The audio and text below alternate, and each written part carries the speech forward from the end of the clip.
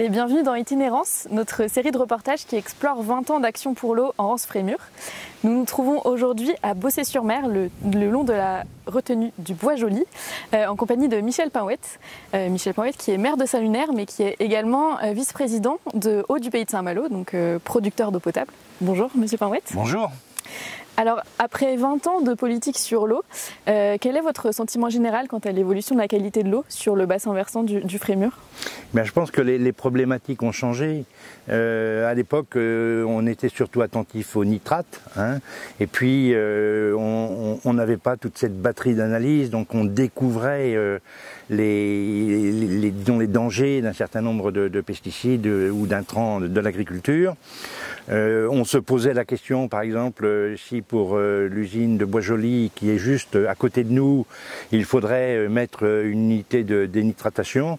Aujourd'hui, les nitrates ne sont plus un problème. Par contre, tous les pesticides genre herbicides, là, ça augmente. Alors ça augmente, c'est la tension qui augmente.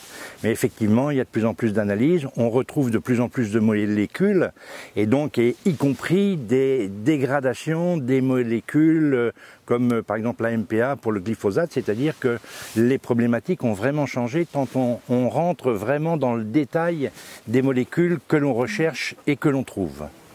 Alors justement, vous parlez des pesticides, vous parlez aussi de ces nouveaux micropolluants qu'on retrouve maintenant.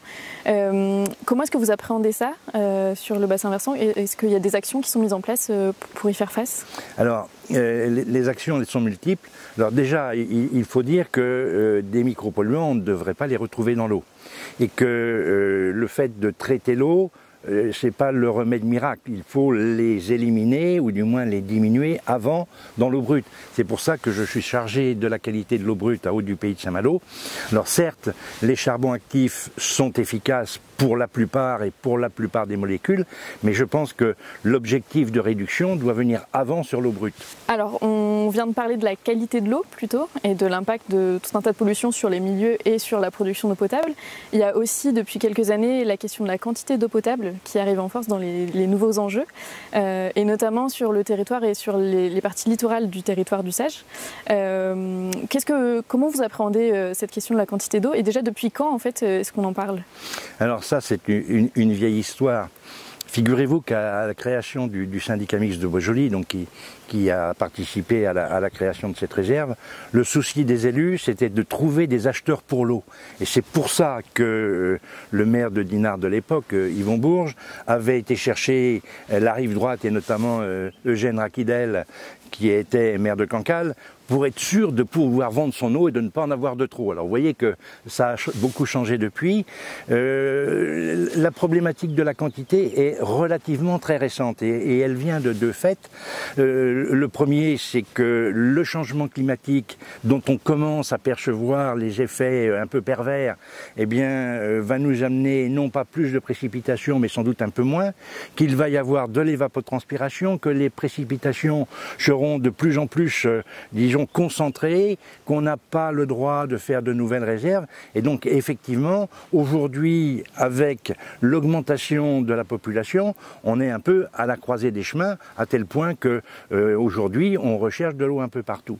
Ce qui a fait qu'on a tardé à prendre conscience de ce besoin en quantité, c'est que globalement, depuis les années 2000, les consommations globales n'avaient pas augmenté.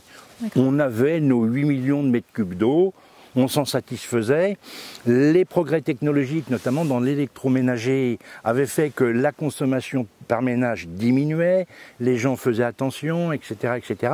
Et puis ce gain technologique que l'on a eu, il continue, mais il ne va pas beaucoup plus loin. Et donc, on est rattrapé par l'arrivée des nouveaux habitants. Plus d'habitants, moins d'économies ou moins de capacité à faire des économies, donc un souci de quantité.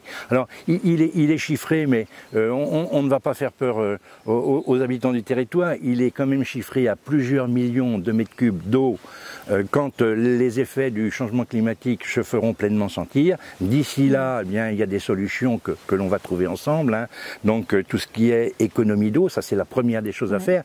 Économie d'eau chez le consommateur, économie d'eau sur les réseaux, et puis les ressources nouvelles. Donc on est parti dans une démarche pour acheter des zones humides, donc qui sont les véritables éponges qui captent et qui relarguent l'eau. Et puis bien sûr, une nouvelle ressource qui pourrait être la réutilisation des eaux de la station d'épuration de Saint-Malo, à l'image de ce que veut faire le département de Vendée pour la ville des Sables d'Olonne.